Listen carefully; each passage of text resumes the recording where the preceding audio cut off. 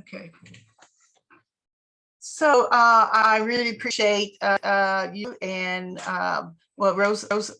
Rosalia and Michelle and also Larry Adams to come to our Zoom meeting tonight.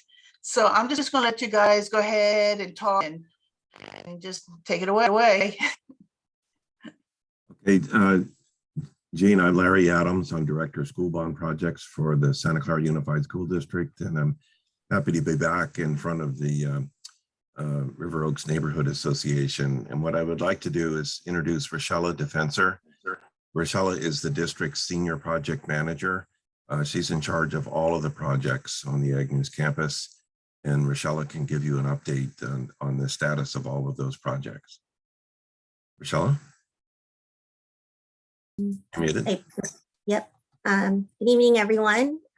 I'll share my screen so I can see some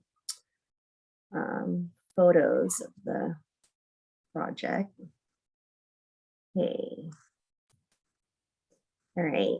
So I wanted to give you an update on the 4 projects on what we're calling the Ag News campus. The Zanker Road improvements, Abram Agnew Elementary School, Dolores Huerta Middle School, and Kathleen McDonald High School.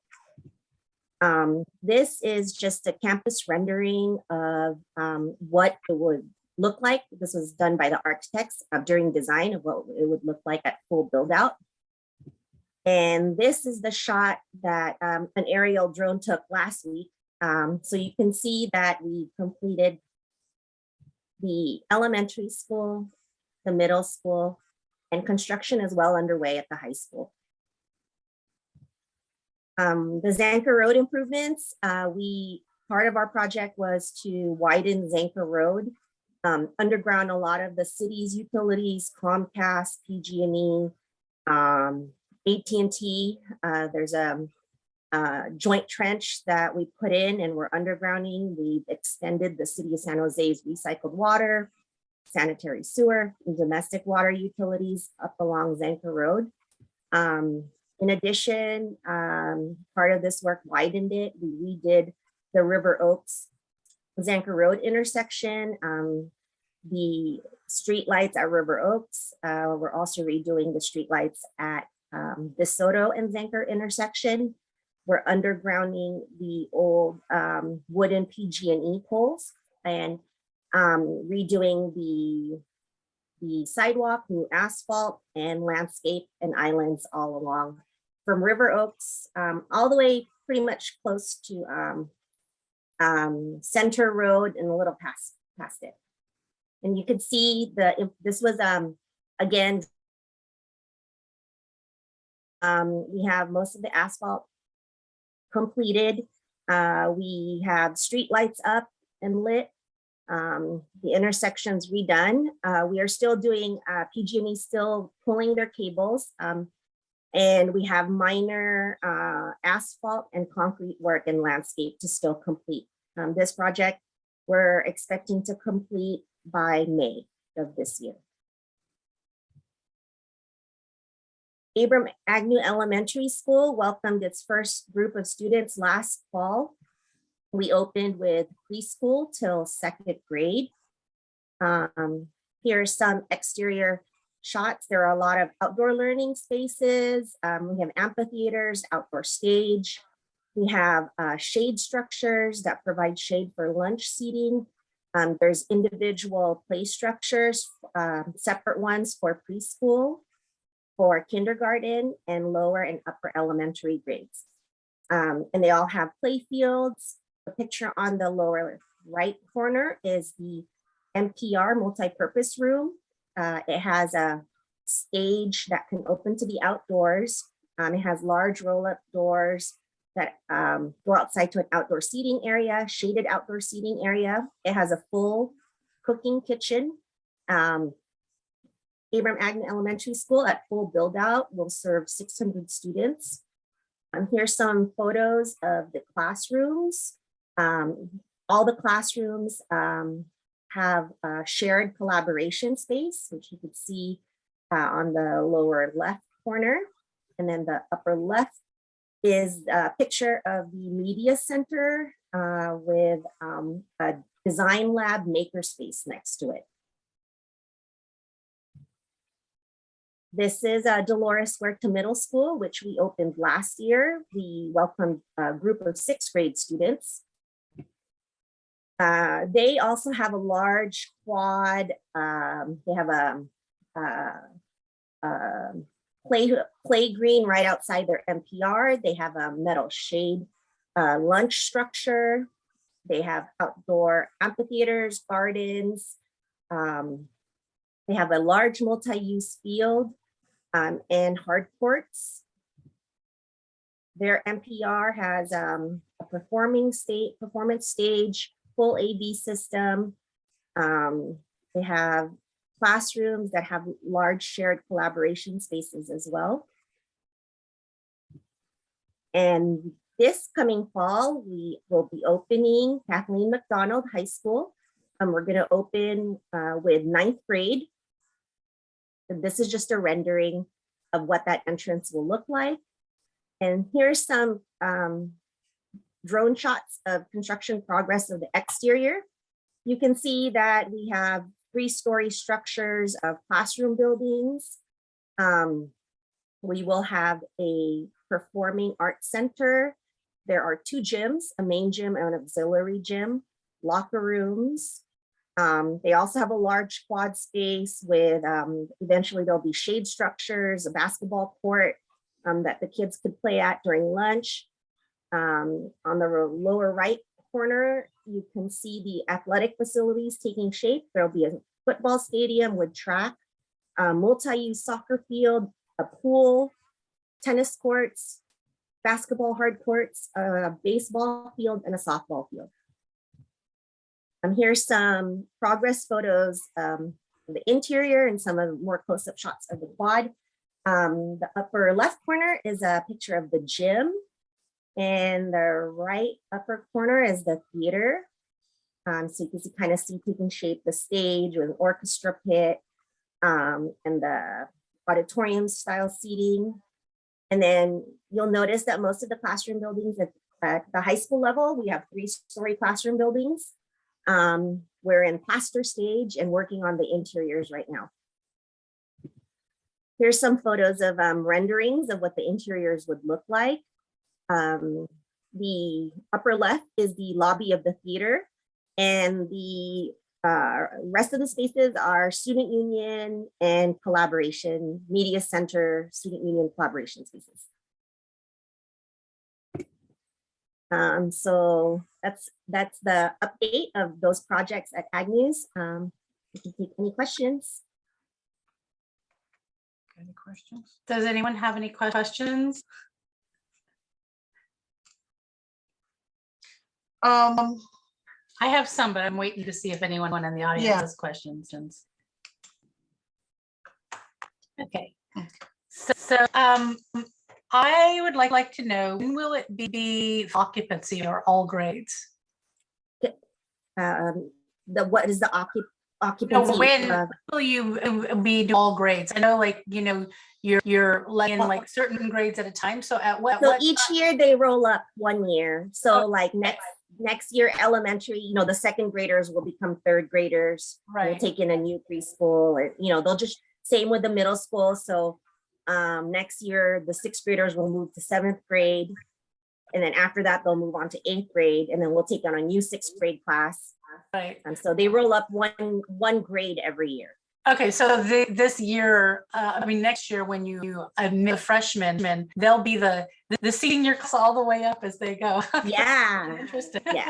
Yeah. Well, we thought, like, I don't know, like nobody would want to like change, you know, there'd be very limited people that would want to change school for senior year. And so Right. it'd be nice to have that 9th grade class be the first graduating class of Kathleen McDonald High School. right. And then last time I had a meeting, we talked with the city about, we noticed that River Oaks was still like 35 miles an hour. Cisco Way is still 35 miles an hour. And we wondered if the school you guys asked that the mileage be changed on the school? How does that work to get the the speed down and like crossing guards or I noticed that a mother was coming to pick up her kid and she was crossing Cisco Way for that interest that's right there on Cisco Way. And she was not crossing at River Oaks and Cisco Way. She was crossing right at that entrance. So I don't know, how does that work? I don't know if it's Hugo that answers, I'm not sure. It wasn't a part of our project that changed the speed limits outside of the on-site property. Like, you know, within our property, we're able to, at pickup and drop off, we can put 5 miles per hour, you know, at our drop off lane, and then like, you know, 20 miles per hour if you're circling, but once you're on site. But cities outside of our property, it wasn't under our jurisdiction. So is that typical? Typically, you guys don't request traffic changes, speed limit changes, or I mean, I don't know how that works. I've never lived near a school, so. I can answer that. Okay. So once it started, we would put in the request, and we've already talked to Hugo about this a little bit. So we're putting in the request to the city, and to get crossing guards or to lower the speed limit, we have to have so many students crossing those streets. And so right now, because we don't have enough students attending the school and walking to school, it doesn't warrant crossing guards in any of the locations. However, we think that once the schools are at full build out, that we will have enough students crossing certain intersections that would warrant crossing guards.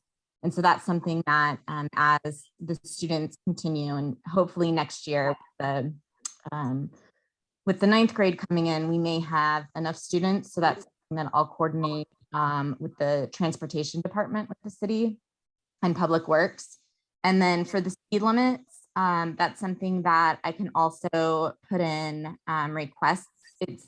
It'll be a little bit more difficult getting it down to 25 zone or a 15 zone because the school doesn't necessarily front River Oaks. And so it's kind of that intersection in between. But once again, that would require a traffic study. And there just isn't enough traffic on those roads at this point to warrant it. But we hope that in the future it will. Okay. And then I don't remember if you said this. When will the whole entire project be done?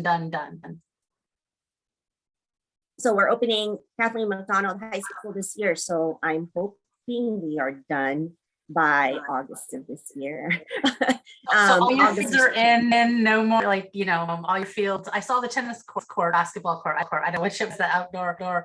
But you're supposed to have like a track and field, aren't you? And like for football. Yeah, it was on that stadium. I don't. If you could kind of see, it'll be around the football field. Right. Okay. Right there. If you see, you could kind of already see it taking shape on the lower right corner. Yeah.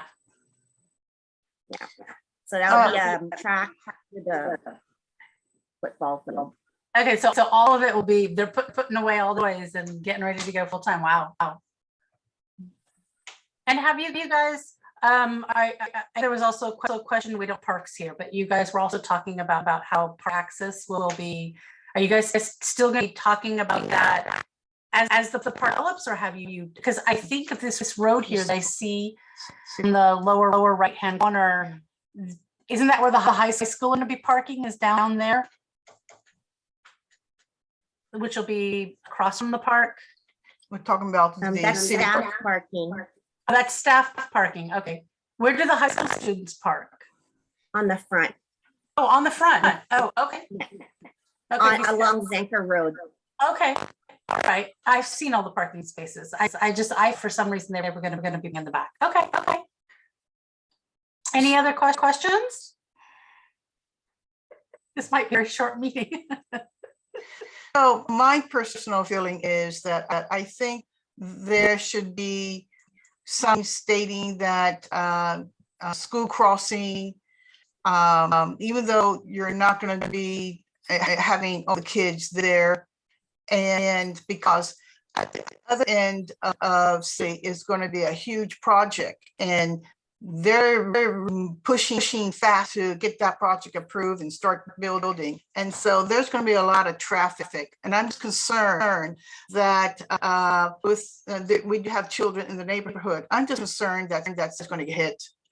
And I think we need to bring the speed and start thinking now instead of when the school's full capacity, and it's, you know, it's kind of late, because I'm trying to get neighborhood or the driver's neighborhood to be used to a lower speed instead of going all the way down to Zanker at 35 miles an hour.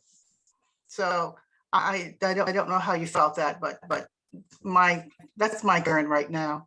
Yeah, Chair Jean Marlowe, Dick Santos, may I add to that? Yes. You bring up a great point, Jean, because we've had that in Alviso, and as you know, North First Street, the increasing of traffic, business, and so on, and the infrastructure is not properly put in place for all that. And so you're totally right. We need to have a meeting where the San Jose PD will join us. That area has to be patrolled during and before school hours. The truckers alone in there, people bypassing 237 for shortcuts to Tasman, going to Zanker to hit 237 and First Street is increased. It is going to be very dangerous now that you have 3 schools operating. So you bring a wonderful point up, and this is not something just to talk about. This needs action steps. We're giving everybody, what you're doing is telling everybody ahead of time, look, it's dangerous, and PD that goes to Alviso and North First Street is still underserved. I don't care what, Willow Glen gets all the benefits, North First Street and Alviso does not. I've been doing this for 54 years. We're underserved. We love the PD, we support them, but they get away with it because we need our council person to stand up. The estimated time of arrival to calls is still the lowest and slowest. So this is going to be an added dangerous situation for children who have never faced that type of traffic. So thank you, Jean. Yeah. Well, thank you, Dick. Also, you know, we call the campus Zanker campus, but the fact that us neighbors really fought hard to make sure that we got a school, and we went out and campaigned, everything else like that. I think it behooves you guys to name the campus the River Oaks campus. We did not get a elementary, middle school, high school with that name River Oaks, but to me, it's a really a strong feeling. I think we should name the campus River Oaks campus and not Zanker campus or the Agnews campus. I don't know how you guys feel about that. I don't know how, you know, Larry feels about it or whatever, but you know, we all the Agnews campus. Well, Chair Marlowe, Dick Santos again. I think the names that were selected are appropriate. You know, I've had some disagreements, but along with you, we went with the majority. But I think you've got a good point. Whether it be the campus or a building there or something, I really believe that River Oaks deserves an identity because of your participation in the development of that and North First Street. So we all should have an opportunity to have some type of identity that makes you feel welcome and confident. And so I think you bring up a good point. And, you know, I don't know if you need a committee, but this should, somewhere the identity of River Oaks should be acknowledged. That's my comment. Thank you, Dick. Can I see everybody? No, I think Rochella, I think you need to take the screen share because it's still stuck on the screen share. So now you can see people. There you go. So anyway, I had my 2 cents worth. Does anyone else have any comments? Eamon or Mandy? No, Hi. The only comment I have is You just cut out, Eamon. I don't hear you.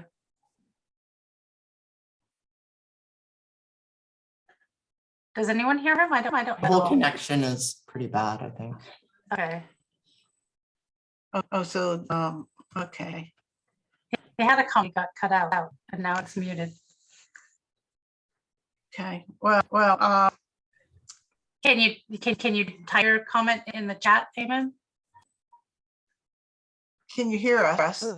yeah. Hi, Jean. Oh, Yeah, there you my go. comment is I'd like to know when the road improvements at the intersection of Zanker and River Oaks is going to be finished, because it just seems like it's taken an awful long time to get all that completed. Michelle? We expect to complete the entire Zanker Road improvements by May. We're pretty close on the River Oaks. There were a lot of unforeseen city utilities in that intersection that we came across. So it took longer than expected. You're doing a very, very nice job, that's for sure. So, okay, well, this is a short one. Well, if there's no other questions, thank you very much for the opportunity to share our excitement on these projects. And we're really pleased to be able to bring you a report to be this close to finishing. I know, Larry, you've come a long ways, you know, and and we're here. It's a beautiful school. It's a really beautiful campus. It really is. So anyway, okay. Anybody have anything else before I say good night? Thank you. Okay, well, thank you very much. I really appreciate this. Thank you. Thank you. Bye. Thank you. Bye. Bye.